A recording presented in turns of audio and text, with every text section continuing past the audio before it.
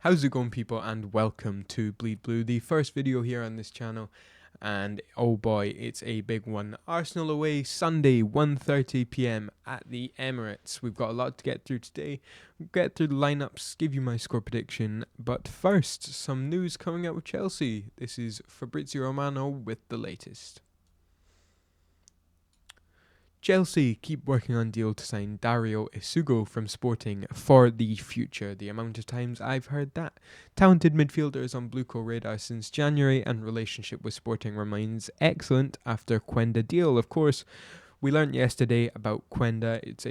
This is reported from Ben Jacobs, a 51 million euro package, 7 plus 1 year contract, and he will join us next year in the summer of 2026. Now, Dario Isugo was his teammate at Sporting, currently on loan at Las Palmas, if I am correct. I'm going to be honest, don't watch a lot of Portuguese football, not watched him play. I've not even watched a YouTube compilation because this news dropped literally as I was about to hit record. So we'll take a look at his FBref and his heat map, try and figure out about him, and then we will get on to what you are really here for. So, Dario Isugo, nothing too spectacular on his stats until you get into the defensive contributions. Here is where he really looks like a beast. I'll move this so you can see. Tackles 3 per 90. Of course, the defensive midfielder tackles 197th percentile, 96 percentiles for tackles in the defensive third, 97 percentile for interceptions. Of course, this is only stats. I don't have the eye test to go on. But if anyone does watch Portuguese football and knows a little bit more about Dario Isugo, please let me know. And let me know your opinions about him in the comments. Now, on to the main event, Arsenal versus Chelsea. Let's have a look at the form of the two teams going into this game. Of course, Chelsea were on a 4-game winning streak as of now. Needless to say, it's not the most convincing winning streak, but at least we got the form going a little bit because we were on that ridiculous form you can see on screen. The Brighton losses back-to-back, the Villa loss. But then we won 4-0 at the Bridge against Southampton, went away to Copenhagen and won 2-1 in the Conference League. Won 1-0 in the league against Leicester. That was the game Cuckoo scored that Marcus Alonso-esque, if I say, goal. And then, of course, a couple of nights ago, the snooze fest, that was Chelsea-Copenhagen in the Conference League, which got us through to the next round where we face Legia Warsaw. On to Arsenal's form now. Bit of mixed form, of course. The 0-0 at the City Ground. Before that was a 1-0 loss against West Ham. Went away to PSV in the Champions League and won 7-1 with the injuries they have. That is ridiculous. Never forgiving PSV for that.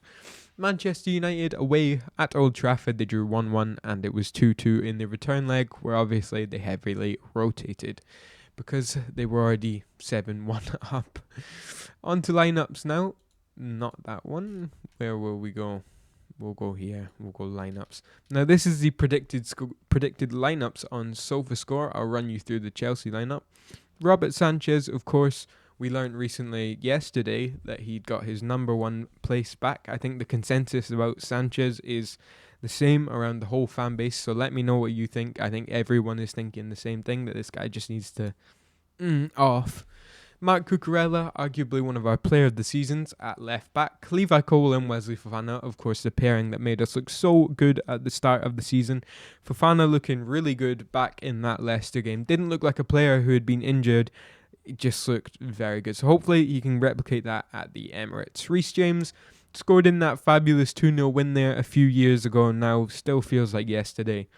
Good times, man. Good times. Hopefully he can replicate that, but the best we can wish for is Reece just locks it down. We don't know if he'll be inverting and then Enzo pushes forward. We'll have to wait and see until the game. Speaking of Enzo, the double pivot, Enzo Caicedo, 2 players heavily in form. Of course, Enzo in the last game, a few misplaced passes, but I think the whole team's level dropped quite a lot in that game. On for the left, of course, still without Noni Madueke, Nicholas Jackson and Mikhailo Mudryk. So it's Christopher Nkunku, Cole Palmer in the 10 looking to relight his form again.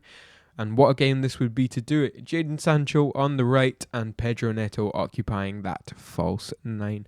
Of course, the injuries and suspended players you can see on screen now. Still without Malo Gusto.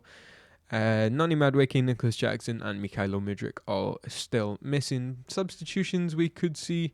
I think we could definitely see Tyreek George, maybe Joshua Chempong if Reece needs a rest. Of course, you don't want to overplay him and overuse him. I think that's the one thing we are avoiding. So, score predictions time. What do we think? Let's put this back there. Now, I wish I could be able to predict the future. I wish I could see how this is going to go. Due to the injuries in both teams' attacks, of course, Arsenal are strung with injuries just as much as we are. I'm going to go for a low-scoring game. I think it will be cagey. I don't think we'll get blown away. If we turn up to the Emirates how we did against Copenhagen 2 times, I think it could be a PSG scoreline, not in a good way. So I'm going to go for a low-scoring affair. As much as I wish I could say we go to the Emirates and win, I think realistically, without the blue tinted glasses, I'm going to go for a draw.